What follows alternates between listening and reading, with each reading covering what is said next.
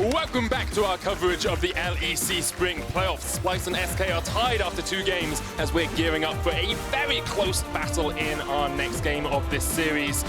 Guys, these games have been intense, they've been full of team fights, and I have loved them. Have you? No. Yes, of course I have. Truth comes out. I would have loved it if you go, no, actually, I've decided to retire as a car, so I can't take it anymore. Having to work with you would do that to a man. Guys, anyway, don't fight. So SK versus Splyce. It's definitely been an exciting one. Game 1, I felt like the ball was in Splyce's court. They made a couple of bad mistakes. SK were quick to punish it. In Game 2, it felt like that Splyce had the early lead. They weren't very proactive, but I do believe that because of SK's composition, it was difficult for them to be proactive. And it ended up just coming down to very late game team fights, which unfortunately for SK, Splyce just had the advantage. So for the first time this series, we will see Splyce on the blue side. SK, because they lost, got to decide which side they were on, and they picked red. And immediately, a little bit of a switcheroo here. The Akali ban coming out, a Zoe ban as well, following it up here from Splyce. Interesting that they're taking away some of these mid lane champions. Akali, of course, can also go into the top lane, but just removing some options that I think would fit into SK's draft as a third pick, where you can sneak that one away on red side now that SK are over there, and then ban away a couple of counters. That seems to be the approach here for Splyce as they leave open some champions like the Sylas, like the Lissandra that they expect to be red side bans perhaps. Right, the Sylas is a red side ban this time coming out from SK. There's the Carthus ban as well. The Rise to follow it up here from Splyce. And what are we looking at still open? Things like the Lissandra, as you said, the LeBlanc, Morgana still there as well if you want that kind of strong mid lane push priority. Yeah, and I'm looking at maybe a Lissandra first pick here in the hands of Humanoid, putting them on something that can try to initiate fights against Splyce. Banned this in both of their previous games, and you just have to take this champion away from Pirean. The consistency that he has had on that pick is too much, and now Humanoid can have a big impact here as well. Yeah, I agree. I think that the Lissandra pick, it also does very well into the LeBlanc that has been left available as well. Does mean that things like Orianna would be a pretty good pick. I don't think you need to pick it right now, but I think it's something that we have seen Pirean play before. I think it's a champion that he's pretty comfortable on, and I think that it is something that you could draft as well. Azir is the other thing you could think about. I think that it does pretty well into the Lissandra matchup. It depends on how much experience Pirean has on the champion, but it looks like for now, SK going for very solid safe picks. Gonna blind the Thresh and go with the flexibility of the Jarvan as well. Means that they have a lot of room to flex around with their draft. Exactly, and they also have just tools to start fights off. This was a big weakness of their draft in game number 2 this time around. Jarvan Thresh, there's not going to be any questions about when they want to be starting these fights. They can snap do that almost immediately and look to play much more instantly in this game, because that was a struggle. They played proactively last game, but not able to find all the plays that they can now. One of our favorite duos in Duo Q Ender is this Lissandra Rek'Sai combo because of how easy it is to set up the Rek'Sai for success. You provide a lot of utility. You can set up a lot of ganks early on as well, and even if you're running the cleanse, it can do very little against the kind of damage that this duo can bring. It's just such a strong mid-jungle 2v2, and we highlight this in every matchup because I thought it was so pivotal for SK, but the fact of the matter was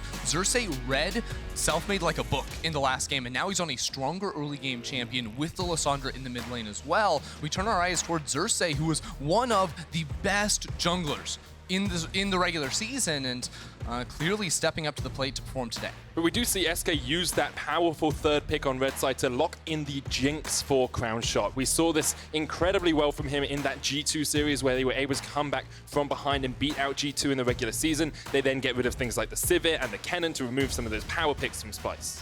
This to me suggests that SK may be looking at a Hecarim lock-in right now. I'm just thinking about what else. I think Splyce should look to ban the Hecarim right now, because with the Kennen gone, you don't actually have that many options in terms of what's good into it, especially with the Yorick banned away as well.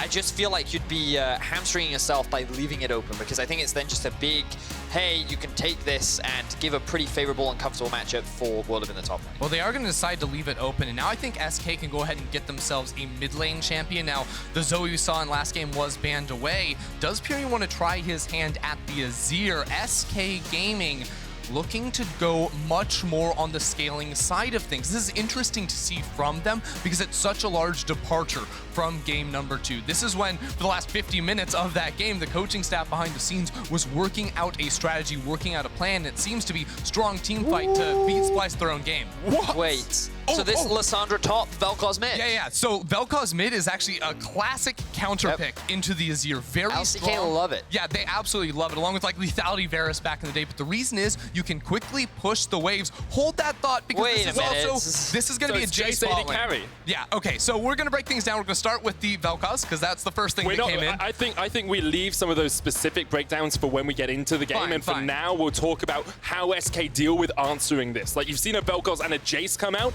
You have your probable top laner left to pick. What is your response? So, I mean, the response has got to be whether or not it's top lane Jarvan or the Gragas, and they go with the Gragas in the jungle. They're going to match with the Jarvan, and now I'm just wondering, like, is Splyce actually on blue side? Because this looks like SK is playing blue side with some of these early game champions, not a very strong team fight, and SK are red. So, MSI 2018, I want to say. Last year, yeah. Chitan, the AD carry player for, I want to say it was Kaboom at the time.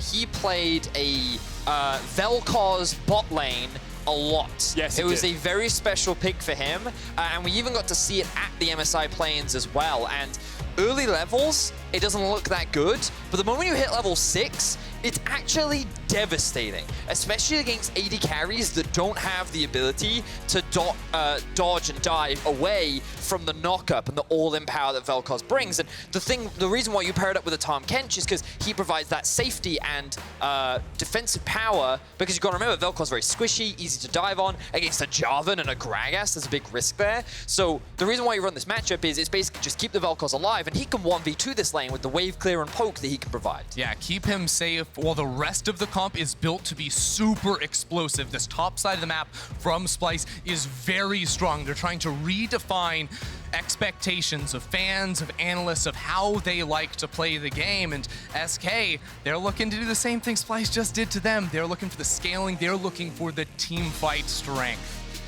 But we know SK is not the type of team to slow a game down. No. And if they see an opportunity to fight, I think they will. So 1 item, 2 items, don't be surprised to see this SK lineup looking for fights around the 15 to 20 minute mark. Well, it's been an exciting first 2 games of this series, and game 3 is set to not disappoint at all. We have a Vel'Koz bot lane coming out here from Kobbe. He's got teleport, he has Norskeren to back him up, but guys, I just want to know, how does this Vel'Koz bot lane really work? So, the thing is, you'll notice that he's running teleport and he's also running the Comet, right? Very effective poke tools, and he will have a lot of wave clear, but not at the early levels. The base damage on a lot of Vel'Koz's abilities is not very strong. I'm very curious as to whether or not he chooses to max the Q or the W, because the W is definitely much more of a wave clear tool, whereas the Q is much more of a poking harassment kind of tool. But the level 6 mark is really the scariest point, because if you ever get knocked up and all 3 of the dematerializer passives apply, you just get melted by the Vel'Koz. Yeah, Vel'Koz also bringing a lot of true damage to the table as well and can cut through some tanks later on. But speaking of that level 6 all-in, I think it is important to note that in the 2v2, I don't think Tham Kench offers a whole lot when it comes to locking down some people and looking for the full channel of that death ray. So that's where players like Xerxe or Roam from Humanoid are really going to come into play, because those are the members that have the CC to really set up for Kobbe to crush it. First time we have ever seen a Vel'Koz AD carry or bot lane in the LEC history. We have seen it as a support. I'm finding out exactly when that was, but... a long time ago. And of course, LEC includes EULC. Yes, yeah. Imagine being Kobbe in this situation. You get into game 3, it's like, okay, if we go a game down here, we are match point away from being eliminated from playoffs. You are the player on your team that is stuck around through thick and thin, been with the team through the Worlds run in 2016, through all of your playoffs runs in 2018 as well. And you say, you know what, guys, you know what? Pick me Vel'Koz AD carry. I've never played it before on the big stage. No one has ever played it bot in the LEC history. Chuck that one down and let's see how SK deal with it. Yeah, it's crazy too, because he's the bot laner that made the first all-pro team, and he's just playing only AD carries and really excelling in the late game team fights. The spacing with his auto attacks, and it's a very different style here. Xerxe finds his way into the top lane, but doesn't want to commit the flash for the kill. I think he actually could have. Werlyb wasn't level 2. And you told me very specifically that Rek'Sai can't gank at level 2, which is why you never gank mid lane at level 2. Okay, I just want to say, I used to play solo queue with both of you, and I no longer get to play solo queue with either of you. That's because I always lose with you. That's and insane. I always win with It's Vedius. stacked, Oh, okay. yes. We have like an That makes 80% win rate together. It's nuts. But so facts. basically, yeah, let's talk Rek'Sai, about the this. Rek'Sai, because you called it up. With a Jayce in the top lane, when a Jarvan at level 1 is face checking into you, I do think you have some tools to at least burn the flash and maybe then look for a follow-up. But yes, level 3, when you have access to your tunnel as well as the true damage bite, is really where the Rek'Sai comes online. And once again, it's the Halo Blade Xerxe for the early game pressure. That it is. Pirean actually running Electrocute on the Azir in the mid lane here. Whoa. We saw comment in the last game. I thought Vedius would be a little bit surprised by that. Not very common that we see the Electrocute Azir. So what is important to remember about Electrocute is it is any 3 damage sources from the target. And so the cool thing about Azir is especially when you can get 3 of your soldiers out in rapid succession, you get actually a 50% additional attack speed on top of the bonus attack speed that you get from your passive, which means that you can very quickly proc those Electrocute for a decent amount of burst. Look at this mid. Humanoid unable to get in there, but Xerxe with the flash forward. Pirean uses the cleanse and shuffles his way to safety, but does burn both of his summoners, and Humanoid keeps his flash. Yeah, he's going to be fully denied a wave here as well. So low on HP. That's a big win here for the side of Splyce, who didn't even have to use the flash on Humanoid. And it's exactly what we talked about in the draft, and this is why we love this duo so much. It's so easy to set up these kind of plays in lane because the amount of utility Lissandra provides, and just the amount of damage Rek'Sai has. Hail of Blades, Ender talked about it in game 1. You so quickly stack up the Fury. You want in the bot lane. Yeah, Crownshot having to flash away there. You can see how much damage Kobbe can put down. We talked about the level 6, but even before that, if Norskeren can get close to them, start slowing them down with that tongue lash teleport coming in here to the top lane as Humanoid. He looks for the flank. Werlyb on the wrong side of the map does have his flash, but tanks up a tower shot, uses the flash. Humanoid flashes forward as well. Werlyb's going to use the EQ combo. You can still chase it, but I think... Oh, his TP's out. Wait. Humanoid! Ring of Frost! Ooh. No! Doesn't spot him! Beautiful stuff there from Werlyb. Does the Soaz and gets out of that situation. Walks away with his life. I just wasn't a fan of Humanoid flashing after, especially seeing as Werlyb never actually used his flag and drag once the original TP came out. So Splyce invest a lot towards the top side, don't get much for it, and this has given Pirean a bit of freedom to get some farm in. Exactly, the advantage that Splyce had in the mid lane in terms of summoner spells, especially with level 6 rolling around for Humanoid very soon, is going to be going away. And you can see Selfmade is changing up his style a little bit here in this game, knowing that Pirean has no protection in terms of his own summoner spells. He put down a couple of control wards so Pirean can hug this bottom side of the lane and know he's going to be very, very safe. So, quick update for any Vel'Koz bot lane fans out there. Kobbe is currently maxing the W. He has 2 points in it. Going for that wave clear style, and he's just going to keep forcing this this Jinx underneath the tower. Keep making the life very difficult for Crownshot during the laning phase. And again, keep your eyes once that level 6 mark hits, because if Kobbe ever lands the E, that's going to be a dead Jinx. It definitely is. Dream's looking for the hook there, but Kobbe just steps behind his minion. Already, as you say, they're pushing in that wave. They're getting the turret plates as well. Xerxe sneaking in here towards the top side as they know Werlyb doesn't have the flash. If he uses that flag or the drag, he could get caught out. And what Jarvan will often do when a lane is in this position, he'll use his Q to last hit. And once that's down, that's when Xerxe will look for the engage. But Chachi's giving this too far away, I think. Werlyb, they have to wait for the first spell. And right now, the rest of SK are actually making their way up. Here he goes. He goes in with the EQ. Werlyb chased away here by Xerxe, but Selfmade on his way with the Predator. Looking for the body slam, lands onto one. Chachi flashes away. Xerxe gets the unbow. Chachi trying to turn it around. Xerxe, full fury, they get him. Werlyb will answer with one. Pirean on his way up. Chachi, no flash, of course. Werlyb trying to get away, knocked back with the hammer shock.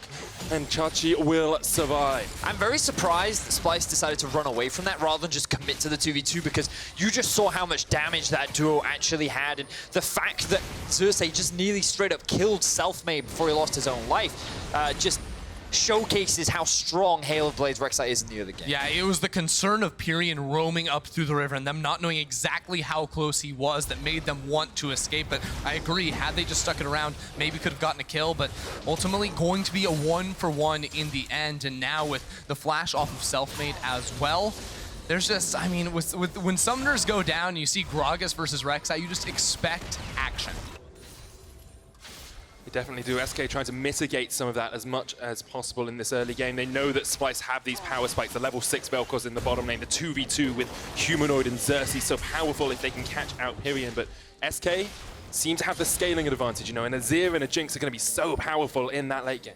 So it's one of those things where you are right, but Vel'Koz in the late game is actually really scary, and it's difficult to compare because obviously they provide slightly different roles as a Jinx versus a Vel'Koz, but the late game I think will definitely be an interesting one in this time around. Difficult to predict. Yeah, but the reason why is because you have things like Rek'Sai versus Gragas, and what I really want to focus more on right now is just how the early game looks, because you'll notice that across the board, Splyce actually have advantages everywhere.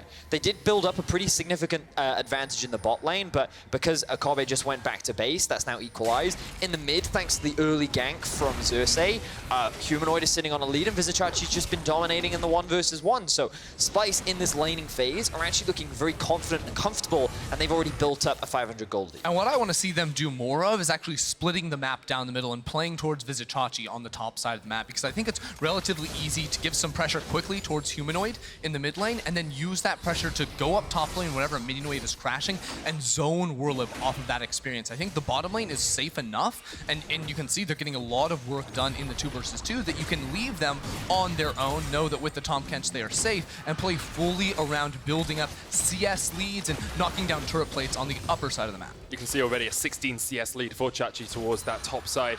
Werlyb backed and got the Ninja Tabi, just delaying any damage you can get in his kit, because he needs to be able to resist some of those Jayce auto attacks.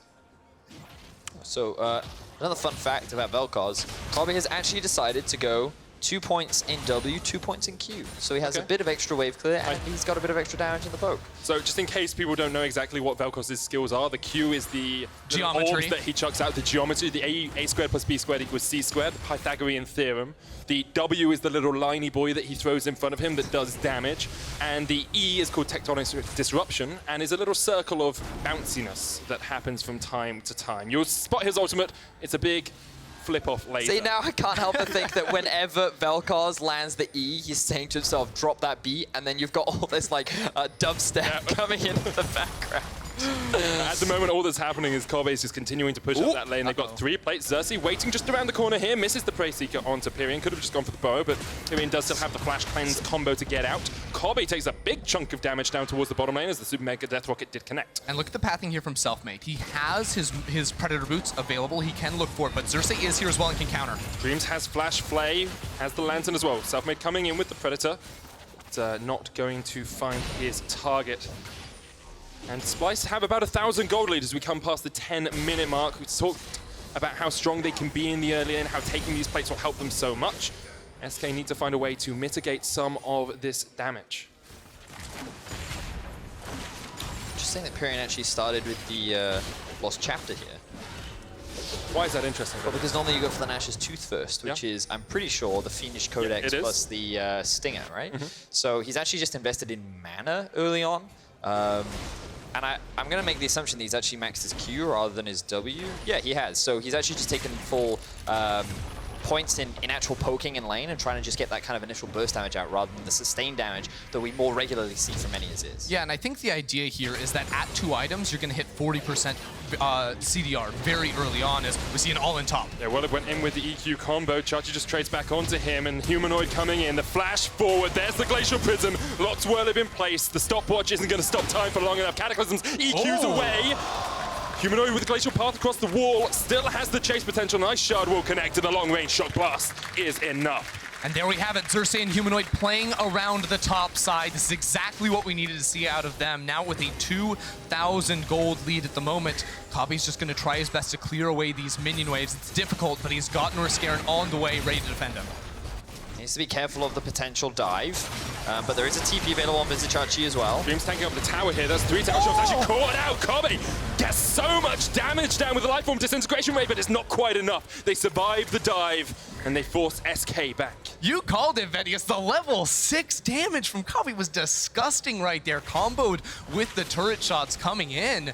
they're able to just bend and stay alive. But you're also seeing the power of the Tham Kench in this matchup as well. It makes it so much harder to try and force a play onto the Vel'Koz because he has a lot of poke and utility in his kit with like a slow and the knock-up. And if he's able to apply those 3 stacks as well, he can very quickly turn a trade back in his favor. And if it wasn't for a clutch stopwatch from Dreams, that would have been a kill going over to Kobbe, but ends up being no kills, and Splyce are just happy with the lead they built up top lane. SK sitting quite far behind in terms of plating at the moment. It's so important to talk about plates when you see like a lower kill early game, but with advantages being taken by Splyce, because they've taken down 3 plates in the top lane, 1 in the mid, and then 3 down towards the bottom side already. And by the way, while that dive was happening bottom lane, Xerxe secured his team the Herald as well. So he has 1 more minute to look for a plate gank and to grab some extra dollars here for his team. But SK have different ideas. Dreams and Selfmade are waiting because they think something's going on over here. I mean, this is where I'd plate gank coming down. Ooh, Go they don't know. Jump Pirean, there's the hook straight onto Xerxe. Knocked back with the play as well, and he's down. Dreams gets him. Humanoid now running for the wind as Selfmade comes in from the side. Doesn't have the cast available, and Humanoid will just be able to get back to his tower. That was the great debate there from Pirean. Xerxe thought he had him, but brilliantly done. Now Crownshot has to flash. Flashes away from the dubstep beat that Vedius was expecting with that tectonic disruption. Infernal Drake on the cards here for SK is the second of the game. We talked about the splitting of the map for Splyce playing towards that top side. This is what you sacrifice. Now Kobbe misses the tectonic disruption, did have the ultimate if he wanted to go for the steal on the Infernal instead. SK will get it. 4 members down towards the bottom side. That's their second Infernal, 14 minutes in. Surprised that we actually saw Werlyb get brought down to the Dragon, because now he's just going to lose even more up towards top side. But this is the great bait, as you mentioned, Ender. The thing is that SK were so aware that Xerxe was around, and they were just poised for this gank to happen. Just really good response.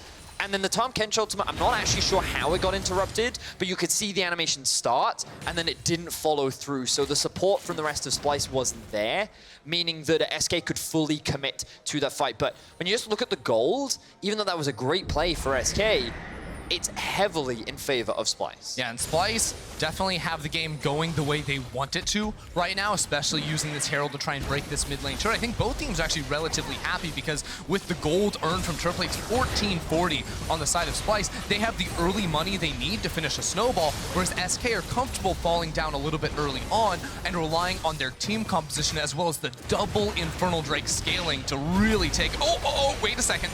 Not enough to take down Crownshot, but almost there.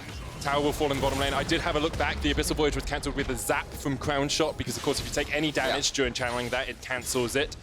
And now, all 3 towers down for Splyce at the 15-minute mark. They have a 4,000 gold lead. And if you want to catch more of the action, you can go over to twitch.tv/RiotGames2 and our YouTube channel to watch Humanoid's POV. It's been pretty exciting so far. A lot of roaming around the map, a lot of teaming up with Xerxe as well. LEC fans on Twitter can actually vote for which top laner will be featured in our next game's POV, Werlyb or Vizicsacsi. Spam for your favorite now in chat. So what I find funny about the POV stream is it's actually a really good example of how and when to roam.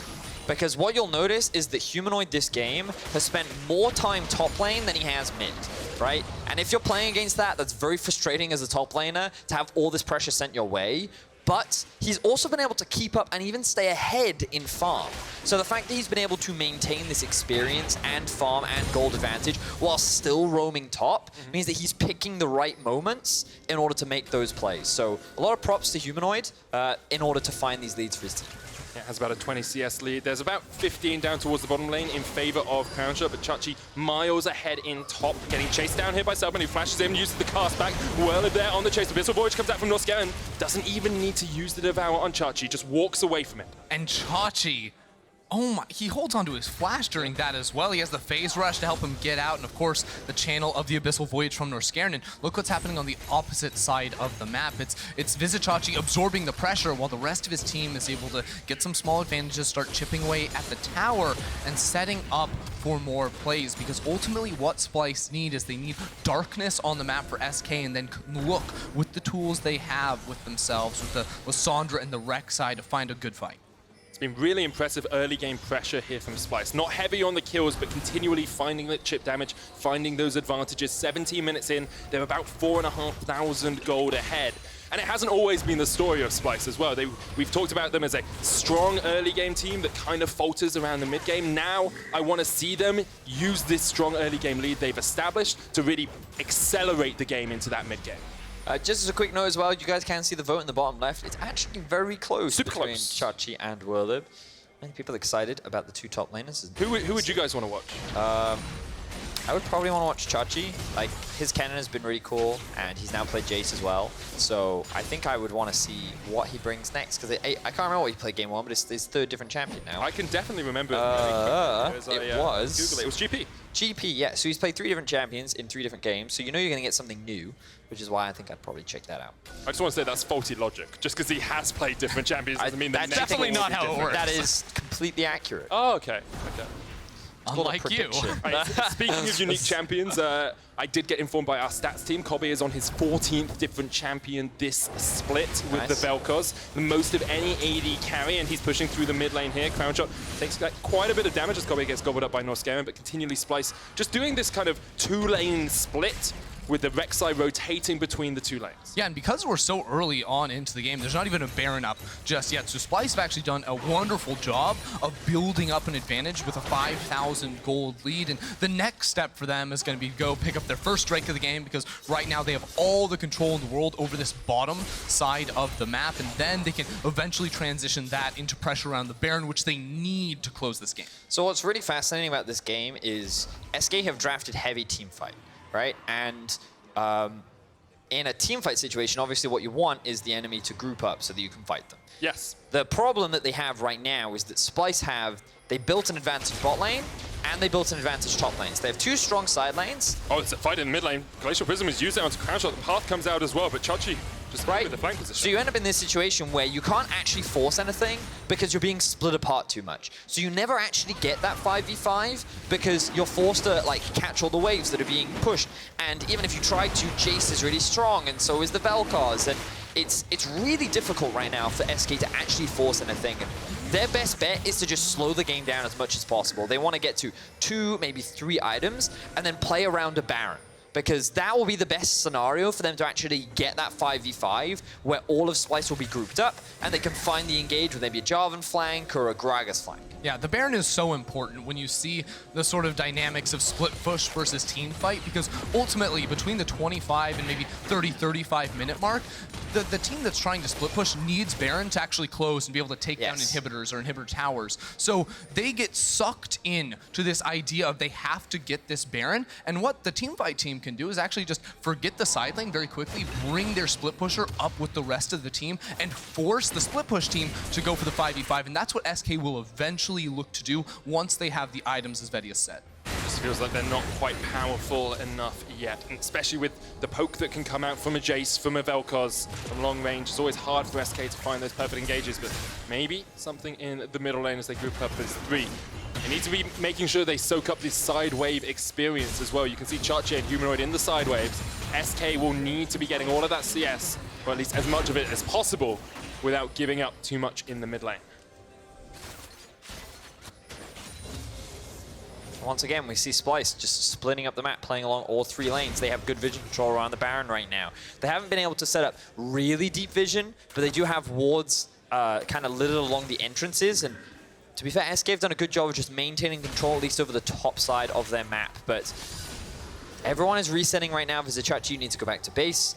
I got informed by the stats team that last game, Vizicsacsi had his 23rd isolated death. Yeah. He has this habit where he dies. Isolated. And it's because of situations like we just saw, where he's kind of pushing up towards that tier 2 and the rest of his team has got back to base. And it's one of those, it's like a player said, I just need one more wave, right, Ender? Yeah.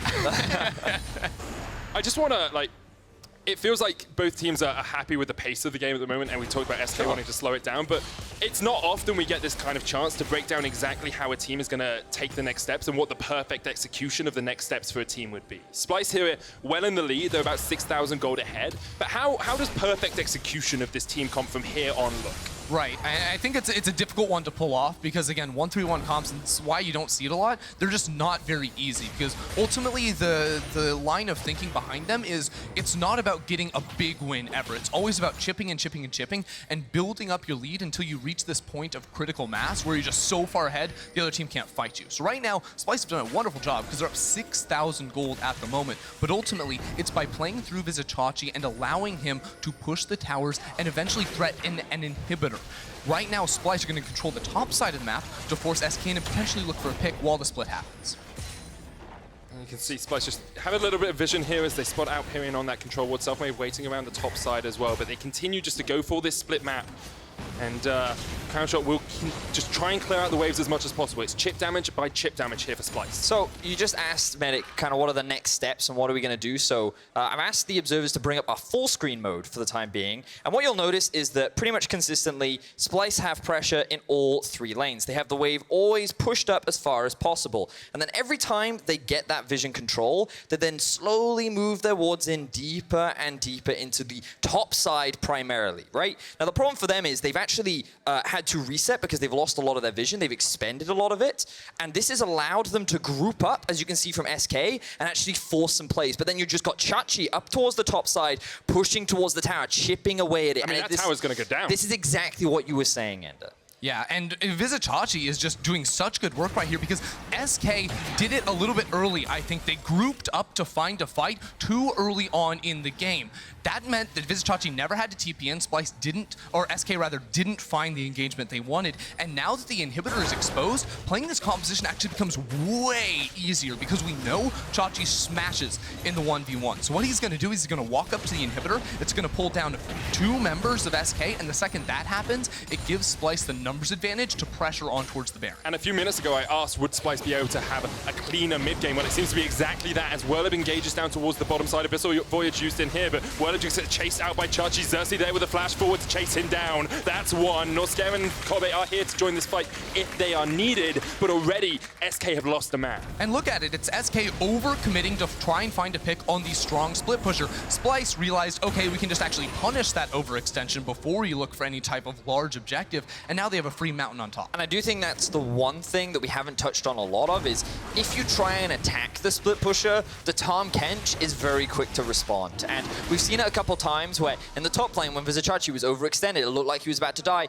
Tham Kench was there, dissuaded the gank. In the bot lane, it looked like Werlyb and Selfmade wanted to make a play. Oh, well, not only is the jungler here, but so is the Tham Kench. And I think that this is such a valuable asset in these 1-3-1s because it just limits even further the options for SK. And you also have to ask the question, what is more worth, to attack the solo laner or to attack the 4-man core of Splyce? And you can see right here, the answer is clearly not to attack the side lane because Werlyb goes in, Selfmade can't actually enter the fight because there's no vision on the bottom side. Splyce have done a wonderful job of setting that up so Chachi can push forward, but just thinking about it, if SK commit, let's say 3 members to bottom lane and they get the fight, right? They get the kill, it's all good. What can they actually do off of that? Well, in a 5v4, it's not really enough when you're down 7,000 gold now to get anything over the map, and the other team has the potential to burst down the Baron, especially now that Splyce has the Mountain Drake, so SK need to realign how they want to think about it and go for the big team fight, not the split push. Well, that's what they're doing. They're forcing it with the Baron. SK already on it, 8,000 HP left on it. Humanoid has the flank, and so does Xerxe. Chachi is pushing up towards that top bottom lane. He's on the inhibitor already. Here goes Humanoid, jumps into the middle of them all. The Ring of Frost, they're onto Pirean, but he shuffles them back with the soldiers.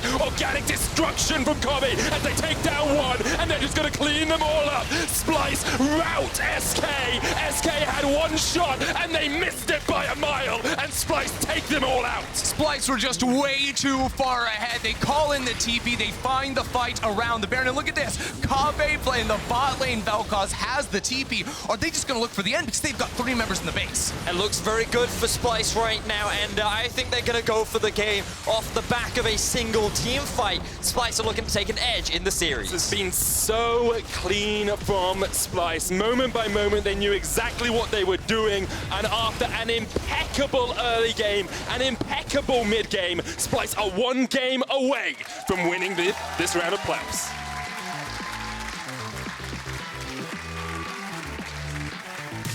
Great stuff from Splyce. Loved the Tham Kench and the Vel'Koz bot lane. I think they had a very strong 1-3-1 composition that they executed upon very effectively. And you can see that Splyce is very happy with that game. This was the Splyce I was expecting. Maybe not in the 1-3-1 capacity, but in terms of the clean, the safe, the smart plays, that's very much what I was expecting from this team. And I feel like we're finally seeing what many expected of Splyce. Yeah, it was very methodical, playing through the 1-3-1, playing through this early game, or even though they ran into some issues with Xerxe looking for ganks around the mid lane that were punished by the side of SK, this team knew exactly how to play the pressure game by putting Chachi in the side lane, by breaking the inhibitor. Look, this comp is not something we see win a whole lot here in the LEC. It's something hard to pull off, but Splyce did it wonderfully. And I think some of the experience that Splyce have in playoffs is coming to the fore as well. You know, we talked about it. This is their 6th playoff in a row that they're making. They have 17 playoff appearances amongst all of their players combined. And you could just sense that after game 1, they kind of just reset. They settled into themselves. They said, okay, we know we can beat them in the late game. We know we can beat them if we play it perfectly. And then they can bring something new out and just surprise SK with such a strong performance. What I actually think happened to SK is they twice now have gotten into these late game scenarios where it's boiled down to team fighting. And they made the assumption that Splyce would try and do this once again. So they actually just committed to the team fight late game style. And that actually hampered them a lot because when you think about how SK win games and how they do well, a lot of it is Selfmade and him influencing lanes and him trying to set up plays. And he had no lanes that he could really play around. He had no opportunities that he could create in the early game. And Splyce, when they drafted 3 winning lanes, well, not 3, they had a losing mid lane that ended up being converted thanks to the early Rek'Sai gank, right? It was just a matter of pressure everywhere that SK had no answer for. And it felt like that they just slowly bled out and their only option was to force that final fight, which in the end they couldn't do. But I think you can't really blame SK for expecting them to play towards that sort of more scaling team fight oriented composition because that's what Splyce have done so consistently. This is the fastest game of the split for Splyce at 26 minutes. And I think part of it is that difference in their composition that we haven't really seen from them up until now. Well, I think actually the biggest difference is that they had a clean mid game. And you talked about it because we've seen this team get leads in the early game before. We've seen them come out of laning phase winning. But then it's often they make these mistakes. And I think one of the big mistakes is actually Chachi, who gets caught in a side lane. And do you know how they compensated for that? The Tham Kench. And every time it looked like he was about to die, Norskeren would show up and keep him alive. So it was almost like they drafted a 1-3-1 style, they got a lead, and then like, what is our one way in which we can lose? Chachi dies. Well, let's draft a way to keep him alive for as long as possible. So I thought it was a very good draft from Splyce, and they executed very well. And newsflash, Vizicsacsi didn't die a single time that game. Now, this replay brought to you by Alienware is exactly the end of the match. Oh, man. I mean, SK were just... It was a Hail Mary from SK. It was a Hail Mary. They went for it. Didn't work. Can't always work out for you. And I think if you're looking at SK now, you have to think, do you go back to the drawing board? Do you do the same thing you tried to do in game 1? Because although it worked for you then, Splyce seemed to have evolved over this best of 5, where SK have kind of stayed stationary. I need SK to have the winning mid-jungle 2v2. I think it's absolutely the crux of this series. When you see Azir plus Gragas, it's just not going to make it happen quick enough for this team that needs to combat early on and get Selfmade a lead. I think SK take blue side next game. Well, we will see. Splyce are just 1 win away from advancing to round 2 as they're preparing for match point against SK. Don't you go anywhere.